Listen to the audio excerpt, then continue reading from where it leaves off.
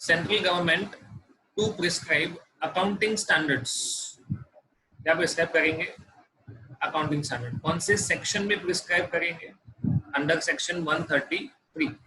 Okay, so who is having a power? This section deals with the power of central government to prescribe the accounting standard। और उसके behalf पे कौन करेगा? Central government कभी भी accounting standard बनाता नहीं है, वो क्या कहेगा? सिर्फ प्रिस्क्राइब करेगा कि आपको कौन सा फॉलो करना है, आपकी कंपनी को कौन सा अकाउंटिंग स्टैंडर्ड एप्लीकेबल होगा। इसके लिए वो किसके साथ कंसल्टेशन करेगा? बोलेंगे जो अकाउंटिंग स्टैंडर्ड ICAI ने बनाए हैं, और सिर्फ ICAI ने बनाए हैं उससे काम नहीं चलेगा। ये दोनों लोग मिलके जो अप्रूव करेंगे वो हम प्रिस्क्राइब करेंगे। Okay, provided that until the NFRA is constituted under section 132, the central government may prescribe the standards of accounting or any addendum thereto। अभी ये एग्जिस्टेंस में नहीं है, इसके सारे रूल्स बना दिए हैं, पर NFRA अभी भी एग्जिस्टेंस में नहीं है। ओके, तो तब कौन करेगा? Central government in consultation with ICAI। This is going to be a reality very सून।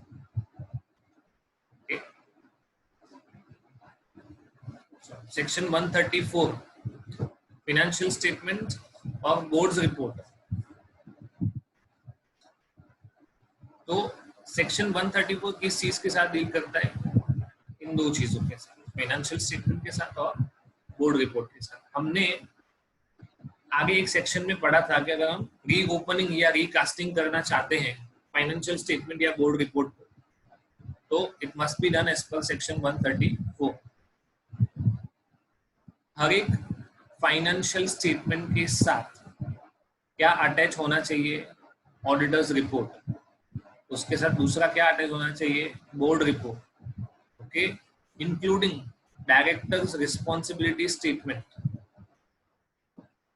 हमारे घर पे जो लोग है ना, जिसके मम्मी या पापा इन्वेस्टमेंट करते होंगे, उनके घर पे हर साल एनुअल रिपोर्ट का एक कॉपी आता होगा, एक बुकलेट जैसा आता है या बुक जैसा आता है। ओके, और उसमें ये सारी चीजें होती है। आपका financial statements, that is balance sheet, P&L, cash flow, notes to accounts, statement of changes in equity, comparative financial statements, ratio analysis, accounting policies, और उसके साथ साथ ऑडिटर का रिपोर्ट, बोर्ड ऑफ डायरेक्टर्स का रिपोर्ट, डायरेक्टर्स रिस्पॉन्सिबिलिटी स्टेटमेंट, ये सब होना चाहिए। There is a difference between auditor's report and annual report। ध्यान रखना, auditor's report is a part of annual report। Okay, the board's report and every annexure has to be duly signed। हर एक page पे signature होता है। Okay, nowadays digital, a signed copy of every financial statement shall be circulated, issued or published along with all notes of documents, the auditor's report and board's report। मतलब आपको अगर circulation करना है, issue करना है या पब्लिश करना है, तो वो साइंड होना चाहिए, उसके अंदर ऑडिटर्स रिपोर्ट भी होना चाहिए और बोर्ड रिपोर्ट भी होना चाहिए। ऑडिटर्स रिपोर्ट है, उसका मतलब क्या कि आपके फाइनेंशियल स्टेटमेंट ऑडिटेड होने चाहिए, तो ही आप ये सब चीजें सर्कुलेट कर सकते हो, अदरवाइज ये पॉसिबल नहीं है। इसका हमने एक एग्जांपल देखा था, एक company unaudited financial statement circulate करना चाहता है, क्या वो पॉसिबल है? It is not possible.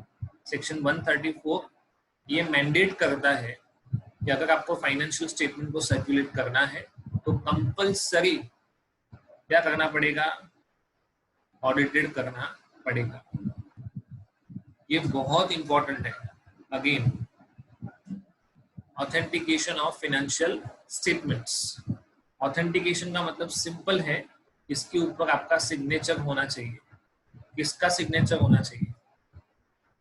तो financial statements are signed on behalf of the board. तो किसके बिहाफ पे साइन किया गया होगा? बोर्ड ऑफ डायरेक्टर्स के बिहाफ पे। कौन साइन करेगा? Chairperson who is authorised by board और 2 डायरेक्टर्स, ये और लिखा हुआ है इधर, out of which one shall be MD if any. अगर आपकी कंपनी में एमडी है, एमडी नहीं होगा तो सीईओ। ओके, तो चेयरपर्सन साइन करेगा या इसके अलावा 2 डायरेक्टर साइन करेंगे।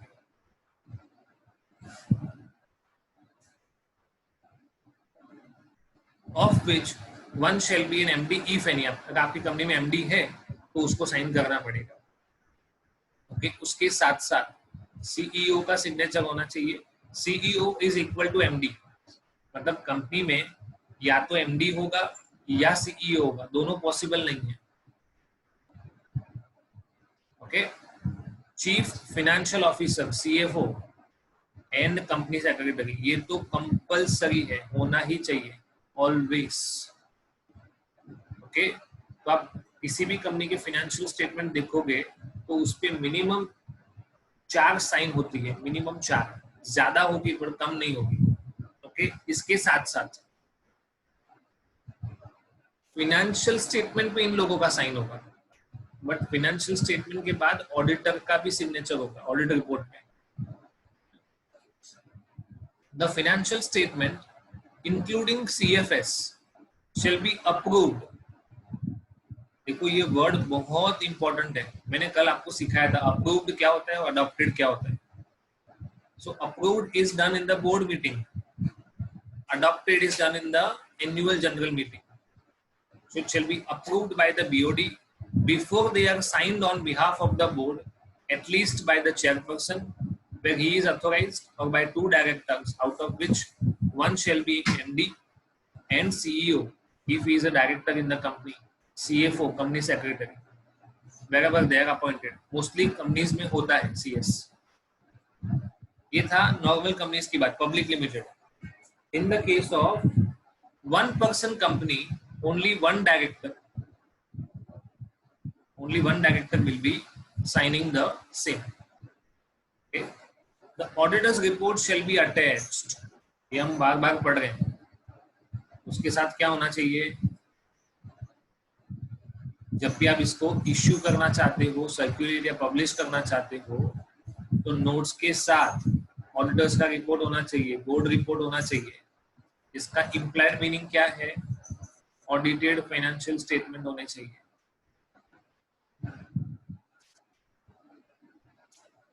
Moving forward, board report. तो बोर्ड रिपोर्ट में क्या होता है? पूरे साल में कंपनी ने क्या किया और आगे कंपनी का ग्रोथ प्रोस्पेक्ट क्या होता है, वो बोर्ड रिपोर्ट में लिखा होता है ना। What was done in the past and what is there in the future. Company के पास फ्यूचर गोल्स क्या है, फ्यूचर प्लान्स क्या है, एक्सपेंशन है, मॉडर्नाइजेशन है, कुछ नए कॉन्ट्रैक्ट उनके पास है, तो उनका सब चीज का डिटेल होता है।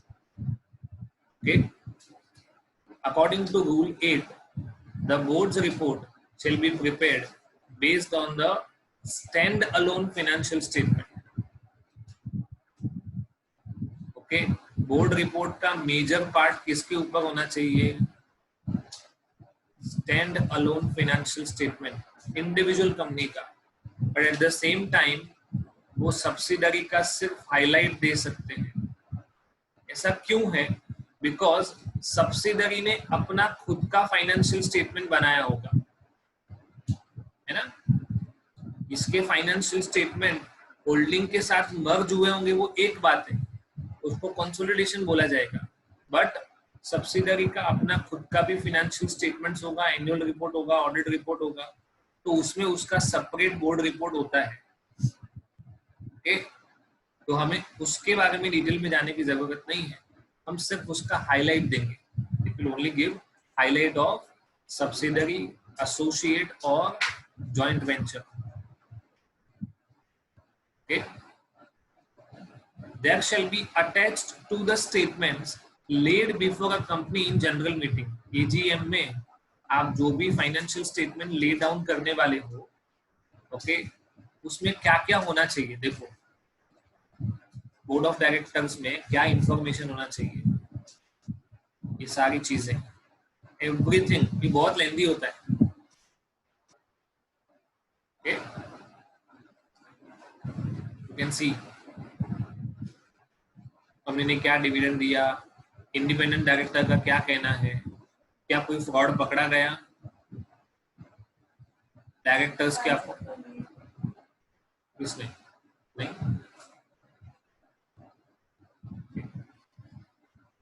ये सारी चीजें आपको बोर्ड रिपोर्ट में लिखती।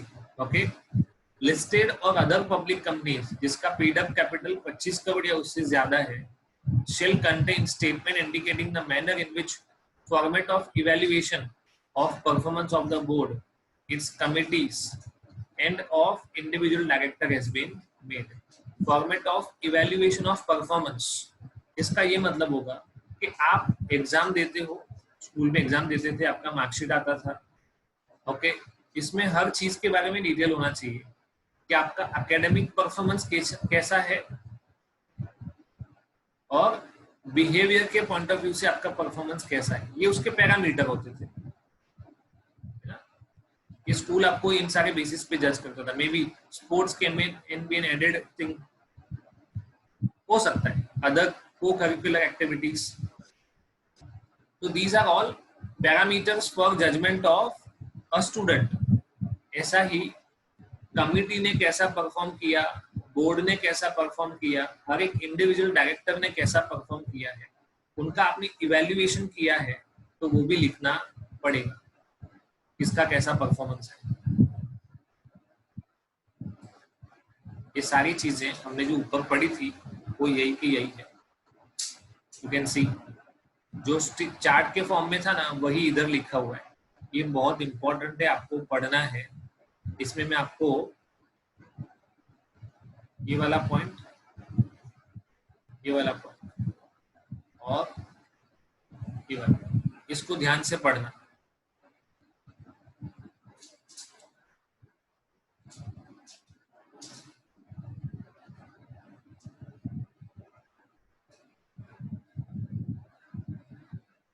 ये सारी चीजें आपको क्लास में देखो, लिस्टेड कंपनी के बारे में भी इवैल्यूएशन कैसे किया है। These all things are required to be mentioned in the board's report. Such other matters as may be prescribed. अगर इसके अलावा भी government by way of notification कुछ मैटर प्रिस्क्राइब करता है तो आपको वो भी लिखना पड़ेगा। okay. चलो, अगर किसी एक मैटर से रिलेटेड कंपनी ने अपनी वेबसाइट पे एक परमानेंट डिक्लेरेशन दे दिया है तो वो सफिशिएंट कंप्लायंस माना जाएगा। The only thing that they want is आपकी कंपनी से रिलेटेड हर एक detail board of general public के पास होनी चाहिए, जिसकी वजह से उनको डिसीजन लेने में आसानी रहे। आपने परमानेंटली वेबसाइट पे उसको लिख दिया, बात खत्म। सारी चीजें पढ़नी है, ये वाला पॉइंट इंपॉर्टेंट।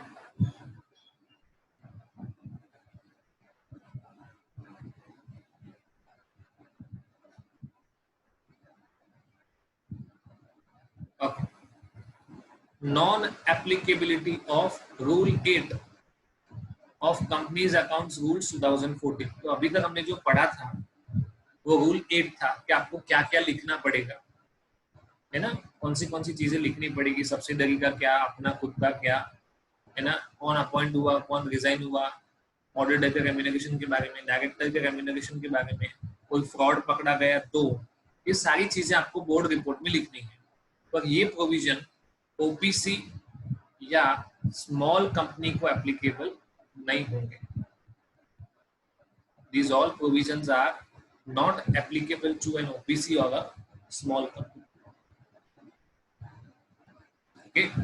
इसकी जगह पे सेंट्रल गवर्नमेंट आपको बोलेगा अब्रीज्ड बोर्ड्स रिपोर्ट बनाओ। क्या बनाओ? अब्रीज का मतलब क्या होगा, एक कंसाइज मैनर में छोटा सा बोर्ड रिपोर्ट बना के दे दो। So in the case of OPC, the report of the board of directors is to be attached to the financial statements under this section shall mean a report containing explanations or comments by the board on every qualification, reservation or adverse remark और disclaimer. आप जब audit पढ़ोगे तब आपको ये clear होगा कि qualification का मतलब क्या होता है, रिजर्वेशन का मतलब क्या होता है, एडवर्स रिमार्क का मतलब क्या होता है और डिस्क्लेमर. इन हर एक चीज का अलग अलग मीनिंग है. ओके, तो जब भी कोई ऑडिटर ऑडिट रिपोर्ट देता है इन रिलेशन टू 1% कंपनी, उसने अपने रिपोर्ट में कई सारी चीजें लिख के दी, पर उसने बोला कि my opinion on the financial statements, that financial statements depict a true and fair view. मेरा ऐसा मानना है कि जिस financial statements का मैंने ऑडिट किया है वो true and fair view depict करते हैं, subject to following qualifications. इसका ये मतलब होगा कि इसमें जो बातें लिखी हुई है, 4-5 बातें लिखेंगे, एक बात है, 2 बात है ना, इनको छोड़ के बाकी सारी मैटर में ट्रू एंड फेयर व्यू है. मतलब कुछ ऐसी मैटर भी है जिसपे मुझे भरोसा नहीं है कि कंपनी का ट्रू एंड फेयर व्यू है, उसको क्वालिफिकेशन कहते हैं, रिजर्वेशन कहते हैं, है ना. तो इन मैटर में मेरा रिजर्वेशन है. रिजर्वेशन का मतलब क्या? I am not saying that the company has depicted true and fair view. बाकी सारी मैटर में है, इन 3 या 4 मैटर में नहीं है. तो अगर ऑडिटर ऐसा एडवर्स रिमार्क देता है या क्वालिफिकेशन देता, तो आपको उसका एक्सप्लेनेशन देना पड़ेगा. आपके हिसाब से क्या होना चाहिए था और ऑडिटर ने ऐसा क्यों किया, वो आपको समझाना पड़ेगा. सिर्फ ऑडिटर ने क्वालिफाइड रिपोर्ट दे दिया और आपने वही छाप के लोगों को समझा दिया तो नहीं चलेगा. You will have to explain them why there was an adverse remark और क्वालिफिकेशन. कौन सी ऐसी चीजें थी जिसके बारे में ऑडिटर का report qualified. Next comes section 134 subsection 5, directors responsibility statement. ये सारी चीजें मोर और लेस अकाउंट्स से रिलेटेड है. किससे रिलेटेड है? अकाउंटिंग से रिलेटेड. मतलब इसमें कोई रिपोर्टिंग या दूसरा कोई एस्पेक्ट ऐसा नहीं है. The only thing that they are going to say in the directors, मतलब हम एनर्जी के बारे में, लीगल कंप्लायंसेस के बारे में बात करने वाले. ऐसा नहीं है कि हमने इस साल कितना सेव एनवायरमेंट किया या कितने लिटिगेशंस हमने अवॉइड किए, ये सब नहीं है. सिर्फ और सिर्फ अकाउंट्स के बारे में. सबसे पहला पॉइंट क्या कहता है? शेल स्टेट दैट, डायरेक्टर को ये स्टेटमेंट देना पड़ेगा कि जो भी एनुअल अकाउंट्स हमने बनाए हैं उसमें जो भी अकाउंटिंग स्टैंडर्ड फॉलो किए गए हैं वो लिखना पड़ेगा.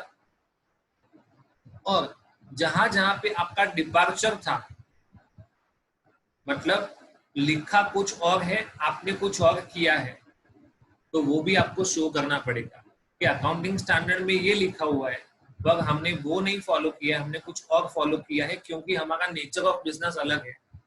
तो उसको समझाना भी पड़ेगा कि हमने ऐसा क्यों किया है. चलता है, डिपार्चर होता है, डेविएशन होता है, तो it is allowed but it must be justified. Number 2, directors ने जो अकाउंटिंग पॉलिसीज सिलेक्ट की थी, पहले तो उसको सिलेक्ट किया था, फिर उसको अप्लाई किया था. On which basis? On a consistent basis. हमने पढ़ा था कंसिस्टेंसी कॉन्सेप्ट कि अगर मैं एक साल WDV मेथड सिलेक्ट करता हूँ डेप्रिसिएशन का, then it should be followed year on year. अगर मैं इन्वेंटरी वैल्यूएशन का FIFO method followed year on year. Consistently मुझे कोई भी अकाउंटिंग पॉलिसी फॉलो करना है. और अकाउंटिंग करते वक्त कोई भी जजमेंट किया है, बिकॉज अकाउंटिंग इन्वॉल्व जजमेंट. किस चीज के रिलेटेड जजमेंट होगा? एसेट के यूजफुल लाइफ से रिलेटेड पॉसिबल है, या तो कोई एसेट में से हम कितने नंबर ऑफ यूनिट्स प्रोड्यूस करेंगे, हमारा कोई व्हीकल है तो उसको कितना किलोमीटर यूज करेंगे, या तो बेड डेट के प्रोविजन के बारे में। ये सारी चीजों में क्या इन्वॉल्व होता है, जजमेंट्स एंड एस्टिमेशंस।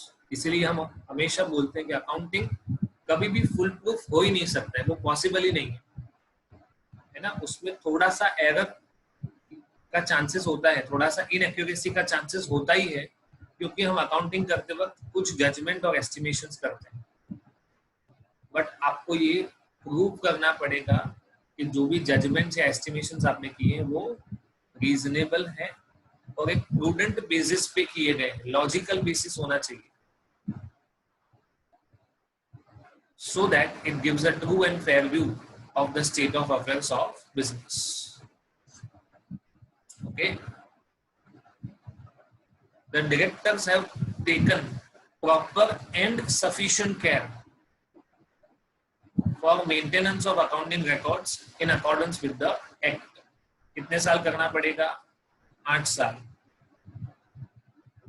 दूसरा, आपने सिर्फ अकाउंटिंग रिकॉर्ड मेंटेन किए अच्छे से, वो डेबिट क्रेडिट आपने किया, ऐसा नहीं है। आपको हर वक्त ये कोशिश करते रहना है कि अगर कोई फ्रॉड हो रहा हो तो उसका अर्लियर डिटेक्शन हो जाए। It should be detected as soon as possible. या तो कोई अदर इरेगुलरिटीज है तो ये काम ऑडिटर का नहीं है, प्लीज बी केयरफुल। ऑडिटर हमेशा उसको जो डॉक्यूमेंट दिए जाएंगे, जो भी उसको इंफॉर्मेशन मिलेगा, उसके बेसिस पे वो ऑडिट करता है। तो वो कभी भी ऐसा नहीं बोल सकता है कि फाइनेंशियल स्टेटमेंट में फ्रॉड है ही नहीं। There is always a inherent risk, क्योंकि fraud is a carefully planned activity. Okay, but ये काम मैनेजमेंट का है, जो डे टू डे अफेयर्स में इन्वॉल्व है, बोर्ड ऑफ डायरेक्टर्स उसमें इन्वॉल्व है, तो उनको ये देखना पड़ेगा कि ये नहीं होना चाहिए, या अगर होता है तो वो जल्दी डिटेक्ट हो जाना चाहिए। The accounts are prepared on a going concern basis, obvious है। अगर going concern वायलेट हो जाएगा तो सारी चीजें लिक्विडेशन बेसिस पे रिकॉर्ड करनी पड़ेगी। आपको खुद को ही डाउट है कि मेरा बिजनेस चलेगा या नहीं चलेगा। And in the case of a listed company, उनको इंटरनल फाइनेंशियल कंट्रोल्स, मतलब इंटरनली बिजनेस में उन लोगों ने कौन से फाइनेंशियल कंट्रोल्स रखे हैं, ओके, क्या वो एडिक्वेट थे या नहीं, और उनका ऑपरेटिंग इफेक्टिवली हो रहा था या नहीं। इंटरनल फाइनेंशियल कंट्रोल का मतलब क्या, समझो कि हमारे पास कैश बहुत सारा आता है, हमारा बिजनेस ही ऐसा है जो 90% कैश पे सर्वाइव करता है ना। तो इन दैट केस आपको ये देखना पड़ेगा, ये हाई रिस्क आइटम है। Then the board of directors have to devise such plan कि कैश का मिसमैनेजमेंट ना हो, मैनिपुलेशन ना हो, है ना। जो कैशियर है या बाकी सारे लोग अकाउंटिंग में जो इन्वॉल्व है, वो गलत तरीके से उसका यूज ना करें। तो उसके लिए आपको क्या करना पड़ेगा, internal financial controls you will have to put up, और टाइम एंड अगेन उसको चेक करते रहना पड़ेगा कि वो एडिक्वेट है या नहीं, और वो उनका ऑपरेटिंग इफेक्टिवली हो रहा है या नहीं हो रहा है। इंटरनल फाइनेंशियल कंट्रोल का मतलब क्या होगा, means the policies and procedures adopted by the company for ensuring the orderly and efficient conduct of business, including following the companies policies, safeguarding of assets, prevention and detection. मतलब पहले तो ये कोशिश करेंगे कि फ्रॉड हो ही ना, और इनकेस फ्रॉड हो गया तो उसका अर्ली डिटेक्शन होना चाहिए। तो they are calling prevention and detection of, मैंने बोला था ना कैश के रिलेशन में, accuracy and completeness of the accounting record and timely preparation of reliable financial information. ये सारा काम इंटरनल फाइनेंशियल कंट्रोल में आता है। The directors had devised proper system to ensure compliance with applicable laws. ये आपको ध्यान रखना पड़ेगा।